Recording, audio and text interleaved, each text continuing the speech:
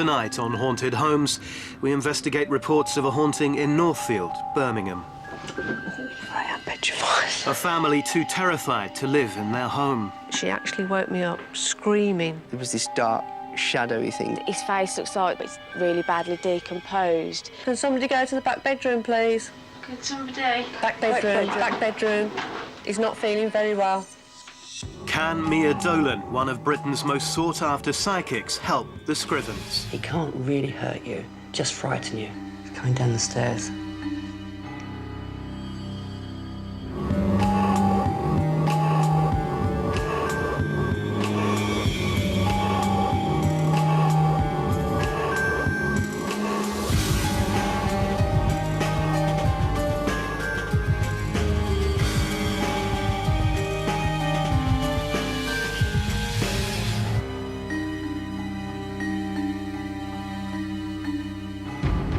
Are you at home alone tonight?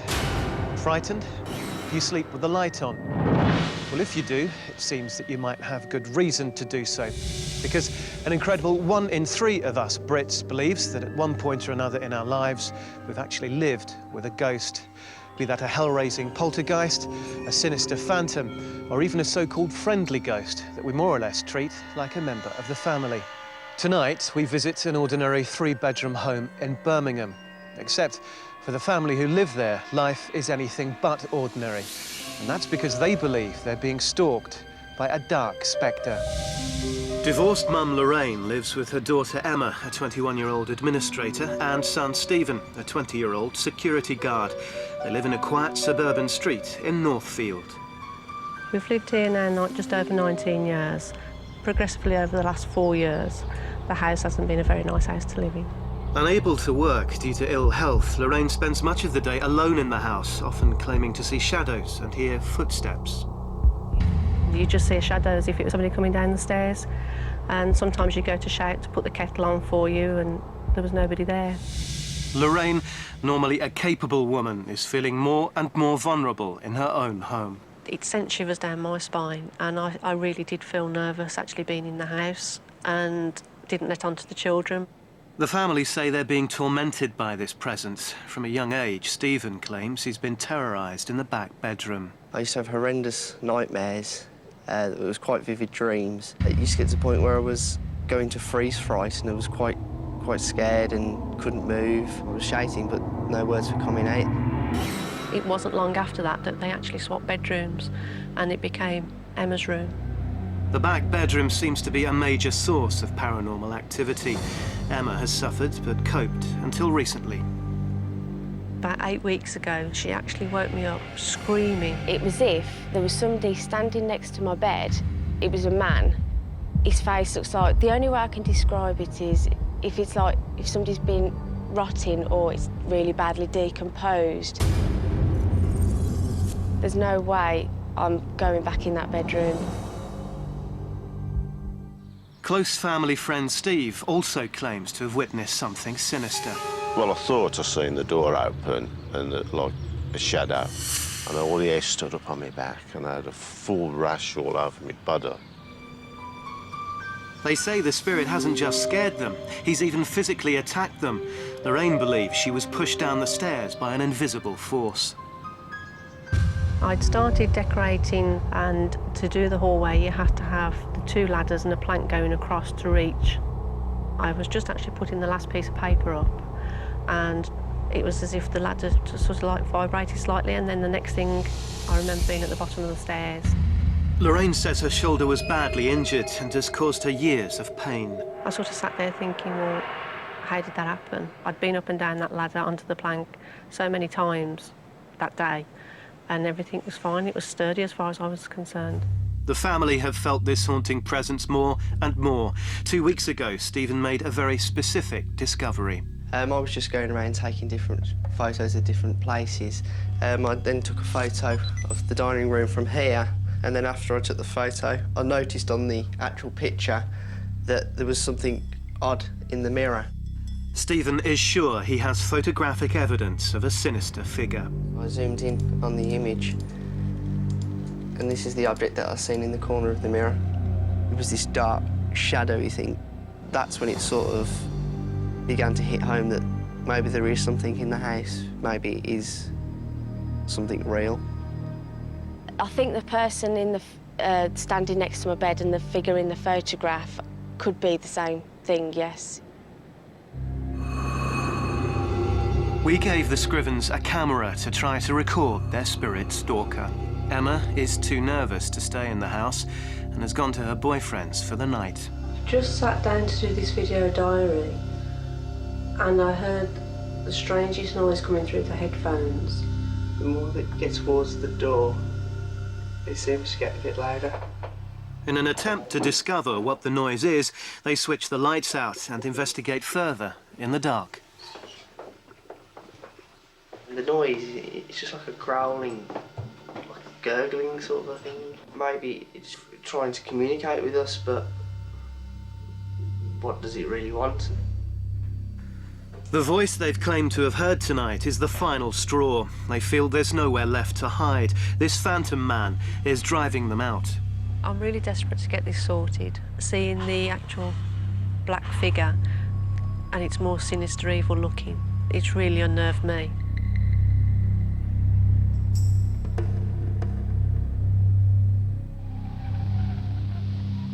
Lorraine Scriven and her children Emma and Stephen say they feel like they're living in a real-life horror film. They are desperate for help. Lorraine says she's terrified after her son took a photograph in the family's home that revealed a sinister, dark shape in a mirror. And Emma won't sleep in her own bedroom. She's convinced she saw that same dark shape standing just inches from her. They've called in the Haunted Homes team to find out who or what that alarming figure could be. Mia Dolan, one of Britain's most sought-after psychics, heads up the team. A psychic is somebody who covers all areas of the paranormal. It's a paranormal consultant. Very rare to get a serious haunting, but if you do, look for help.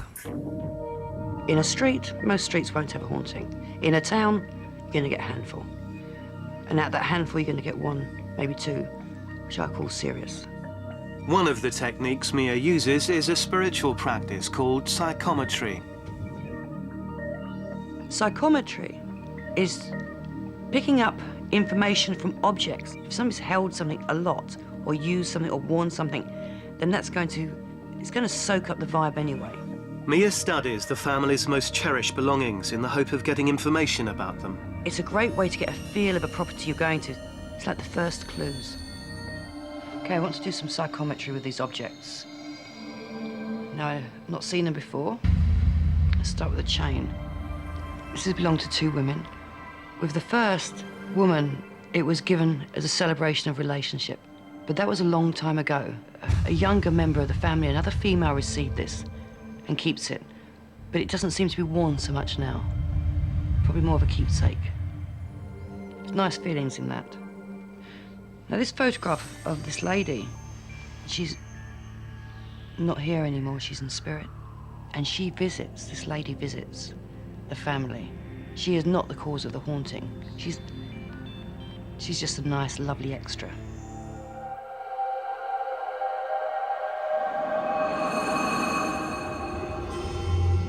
Psychic Mia Dolan claims that she can detect paranormal activity. A supernatural presence, she says, can make her feel off balance, sometimes even sick. On examining the family's belongings, Mia says she's picked up on the fact that the children's deceased grandmother often visits their house to check up on them. Mia is intrigued by the objects and says she now wants to visit the family's home to find out if a more threatening ghost is responsible for the haunting. What will Mia uncover when she finally visits the house? I think it's gone like a step too far for Mum. I'll never forget it. It frightened the life out of me. She looks like she's struggling, like, yeah.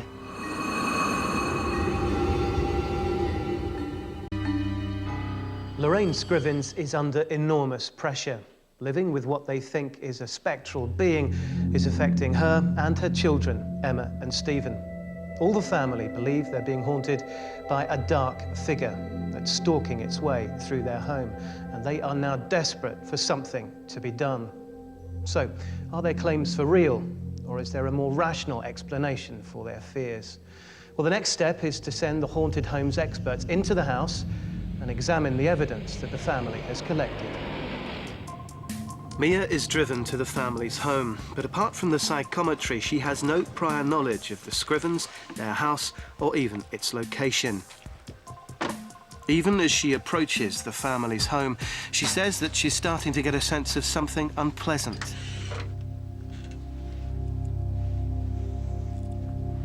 Oh, straight away it's like oppressive.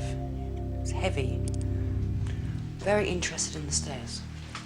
Mia claims to experience a strong sensation on the stairs.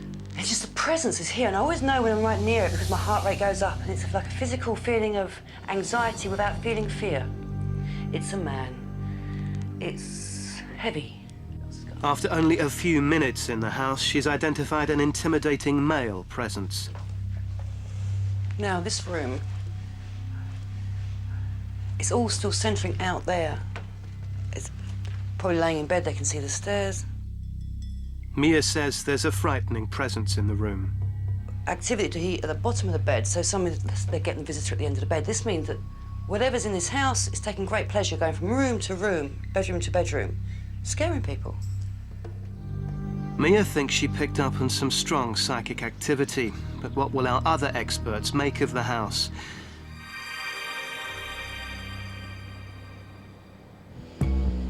Mia is accompanied by our very own paranormal investigator, Mark Webb. The only time really that I've been scared was at a haunted location within Britain where it's reputed that there's a very nasty spirit, and I actually felt that he was pacing backwards and forwards past the door. He actually said that he was going to hurt us if we didn't leave. Skeptic Chris French, professor of paranormal psychology, will look for a rational explanation. I see my role at the vigils as being to actually look at the way that the other people who are involved in the vigil actually interact with each other. A lot of the kinds of experiences that are going to be reported will be down to suggestion. Basically, people kind of getting each other psyched up.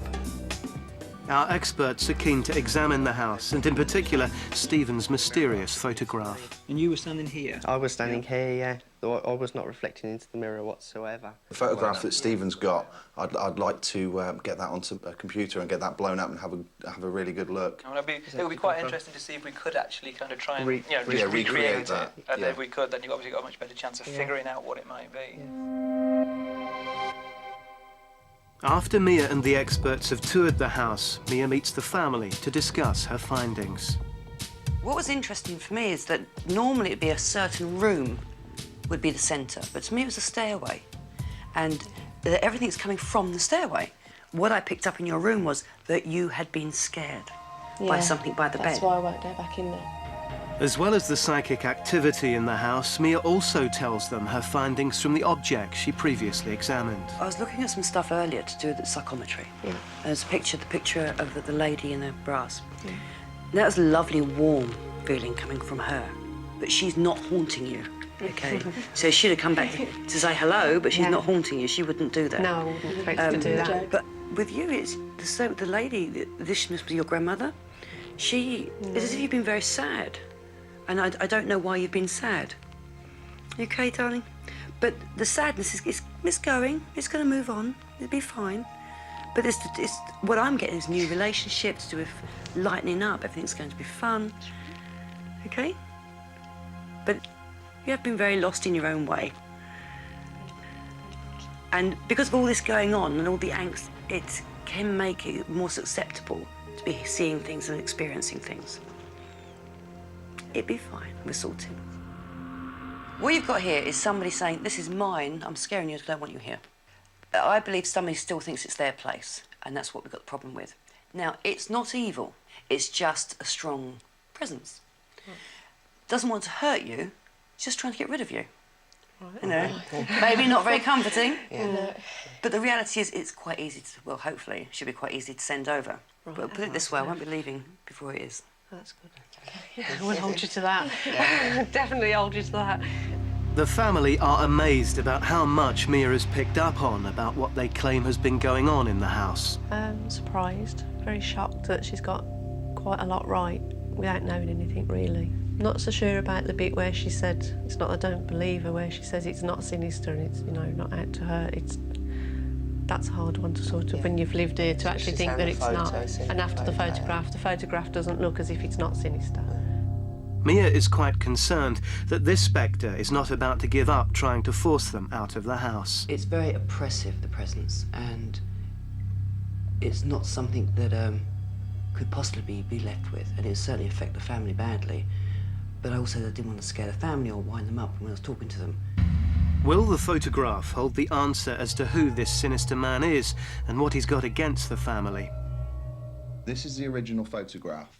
Having examined the digital picture, Mark shows Chris his findings. Now, I'm going to tell you what I can see a face here.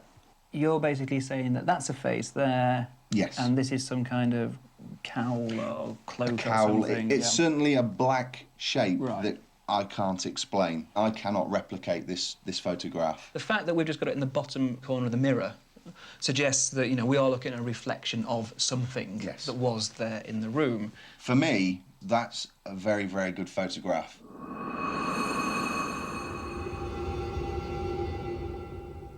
One sinister photograph, 3 terrified people. After talking to the family, the next stage of our investigation can begin. In a vigil, our 3 experts will spend the night with the Scrivens family in their home in an attempt to find proof of paranormal activity. Our investigator, Mark Webb, has all the latest technology to record hard evidence of a ghost. Meanwhile, Mia says she's more concerned for the family. She wants to know why a spirit is intimidating them so intensely. And our psychologist and skeptic, Dr. Chris French, will be on hand all night as well. He says he's determined to offer a logical explanation to anything that might happen during the night. Mia and the experts discuss the best way to proceed.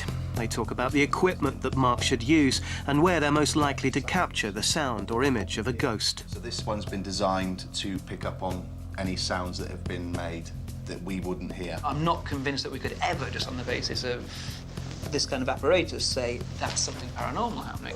I could be levitating around this room and you'll be saying it's not paranormal. No, that I would say was paranormal. In spite of Chris's criticisms, Mark still sets up his high-tech equipment around the house. These are motion detectors. Should anyone break the beam of these, it will set off an alarm. In addition to his usual equipment, there's also a thermal imaging camera. The camera is able to detect variation in temperature, which may indicate paranormal activity.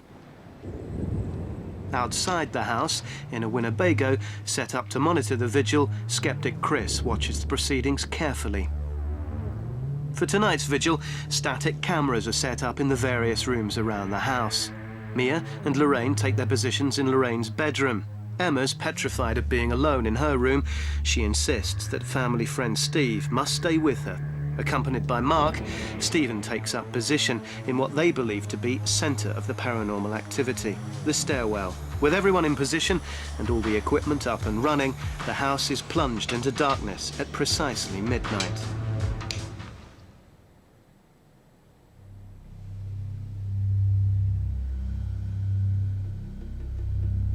There's a feeling of anticipation in the air.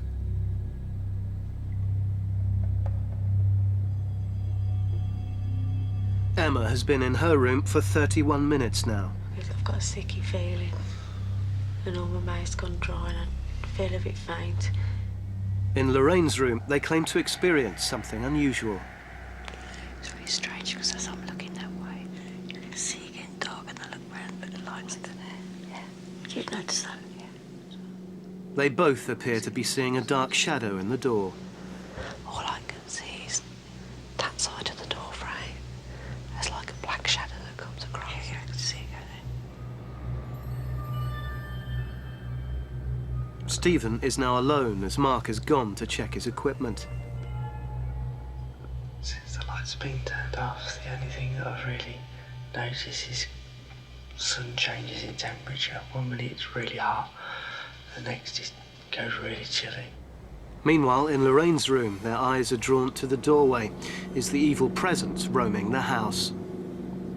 Did you see it change shape? I didn't like that. I didn't like that. Okay. Yeah. I am petrified.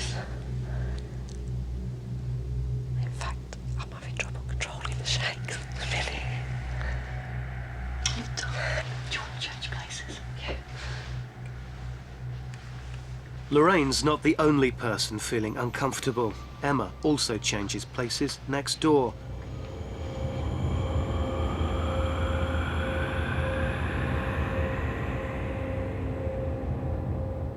Did you see Elijah as well? Lorraine and Mia think that they've seen the shadow disappear through the door. It was like something in the top left-hand corner, and it went sort of across that way. Mia goes to the landing to investigate. I'll stand there for a second and see if we both see it again.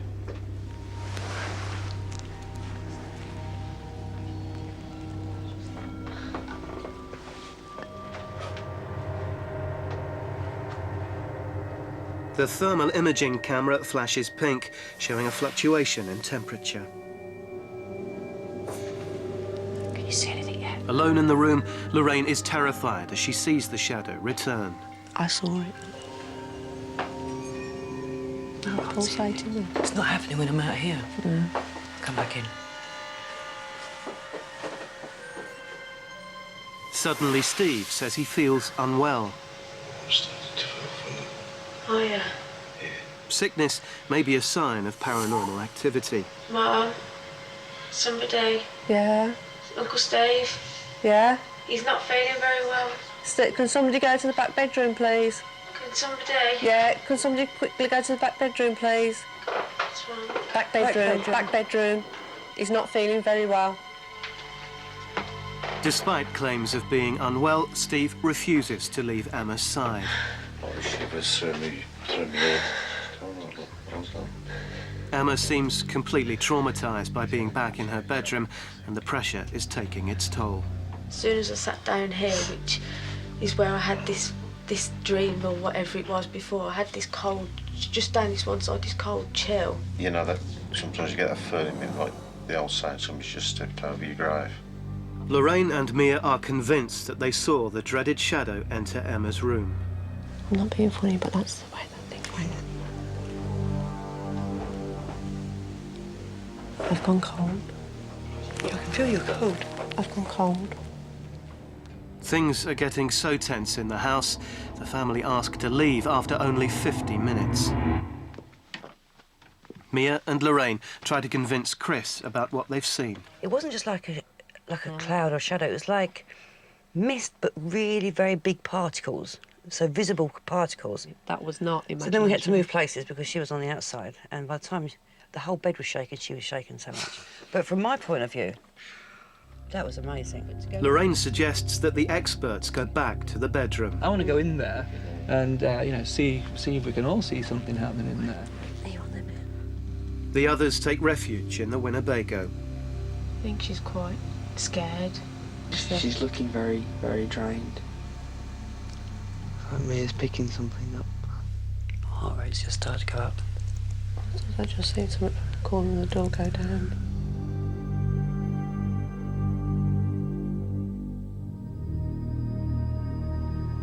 Mine doesn't look well.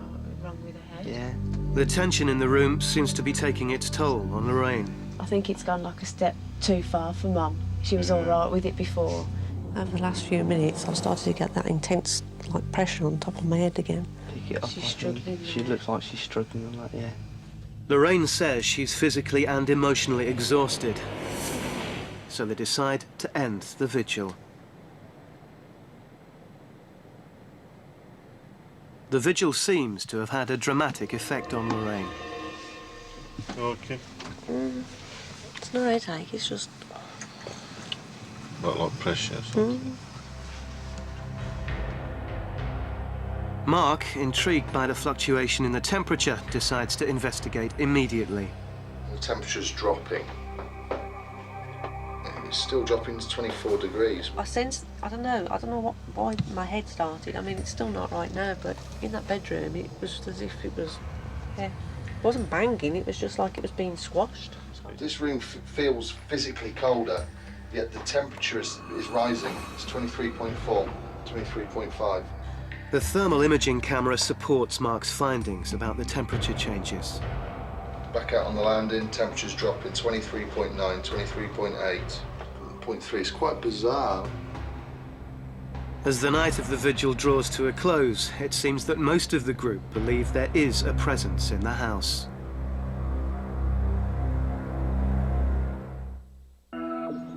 in the cold light of day, Mia and the family reflect on the vigil. I just can't explain the experience. It was...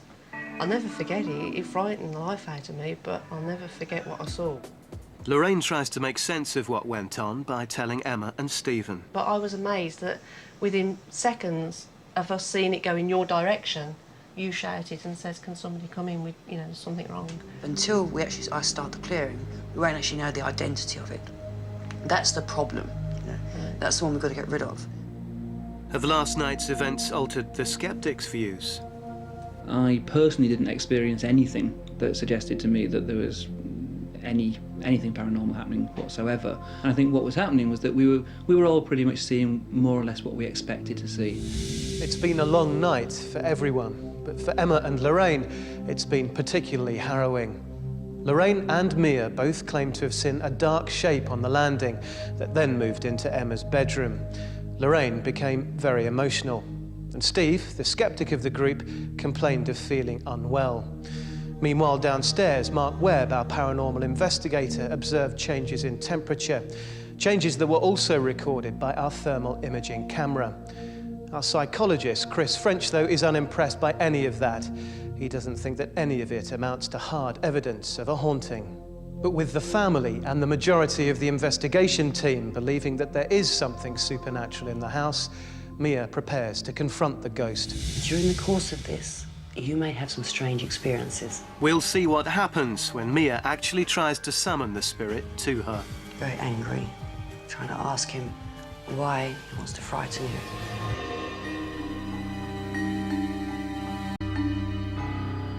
Stories of demons, ghosts, and evil possession stretch right back through history, and in all that time, various methods have been used to get rid of them. It's no surprise that most people aren't prepared to live with a ghost in their homes for very long. Mia believes that when a spirit is detected, it has to be helped to the other side. She says they simply don't belong in this world, they belong in the spirit world and need help to get there. But even she can't predict what could happen. Now, as you know, last night we did the vigil. Tonight we get rid of it. Now, during the course of this, you may have some strange experiences. Bear with me.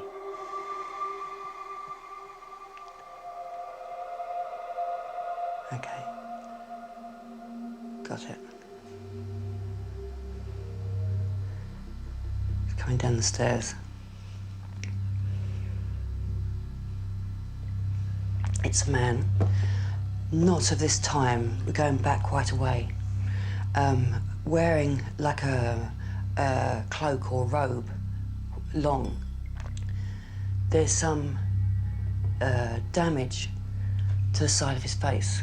This is how he would have died.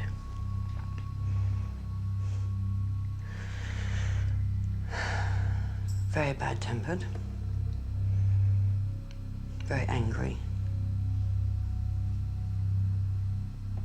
Trying to ask him why he wants to frighten you. Not really getting a response. It's more just because he can. He's coming into the room now.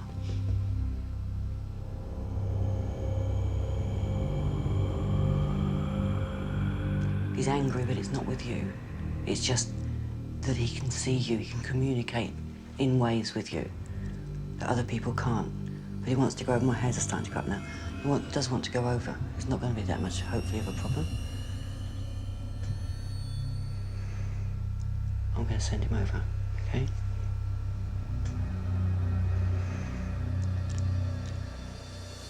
Mia appears to be in a trance.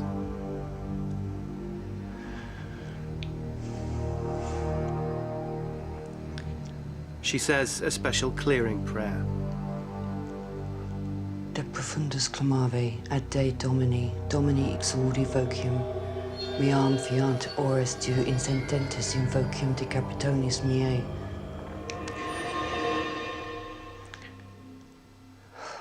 Mia says the spirit has now dispersed. I am shaking. I don't normally shake. That's not shaking because I'm scared. That's because my heart rate was going and it was on my chest. Is your head okay? It's just gone. Just gone. It's like, poof. Be right, it's calming down now. I'm calming down. That's not fear. That's just energy. It wasn't evil. He's been around for a long time. You're not the only home he's been to. Drawn to you because you're all sensitive and easy to sort of really communicate. But he was very angry. So he was either murdered or killed, but it was very quick. Gone. Finished. Finito. You'll sleep better tonight. All done.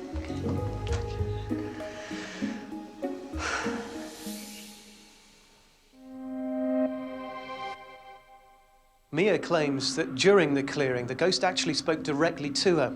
He told her he was haunting the Scrivens because he was angry. He died unexpectedly and wasn't yet ready to move on to the next world. Well, without a name, of course, it was very difficult to research that story. But despite that, for their part, the Scrivens believed what Mia told them. It's been 2 months since the clearing. We've returned to the Scrivens' home to find out if Mia successfully removed the menacing presence. There is just no question that whatever was here, it's definitely been sent on its way. Definitely not a sign of anything.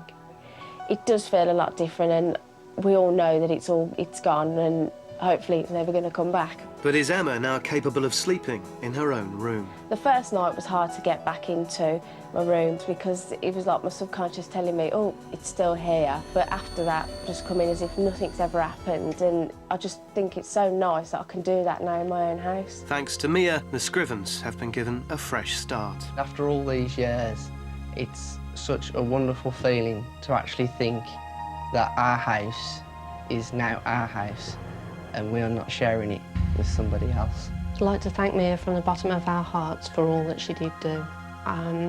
It just means so much to us after living with it for so long, and it's just changed our lives completely. That I just don't know, words just wouldn't express how grateful that we really are to her.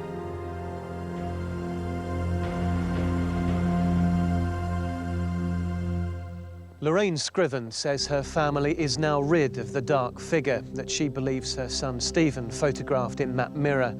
And as for Emma, well, she's now back in her bedroom, no longer fearful that she'll be sleeping with a spectre hovering over her. So, thankfully, one happy family, and maybe a ghost that's been moved on to where it belongs. Perhaps haunted homes are more than just the stuff of films and fiction. And if you believe tonight's family, then the nightmare of living with an unwanted guest could happen to just about anyone. Sleep well. Good night.